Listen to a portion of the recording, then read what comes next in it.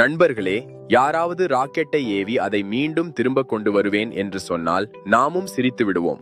Elon Musk இந்த முடியாத கனவை நிஜமாக்கினார். ஸ்பேஸ் எக்ஸ் உலகத்தின் எண்ணத்தை மாற்றிவிட்டது. நாசா அங்கு பில்லியன்கள் செலவழித்த போது மஸ்க், நான் விண்வெளி பயணத்தை மலிவாக மாற்றுவேன் என்று சொன்னார். 2002 தொடங்கிய இந்த நிறுவனம் 3 முறை தோல்வி அடைந்தது. ஒவ்வொரு ஏவுதலுக்கு பிறகும் ராக்கெட் வெடித்துவிடும். மக்கள் இது பைத்தியக்காரத்தனம் என்று சொன்னார்கள்.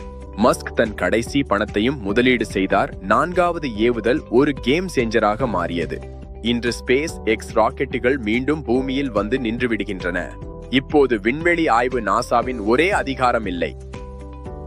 ஸ்டார்லிங்க் செயற்கைக்கோள்கள் முதல் செவ்வாய் கிரக குடியிருப்பு வரை ஸ்பேஸ் எக்ஸ் விஞ்ஞான கற்பனையில் மட்டுமே காணப்பட்ட அனைத்தையும் செய்து வருகிறது.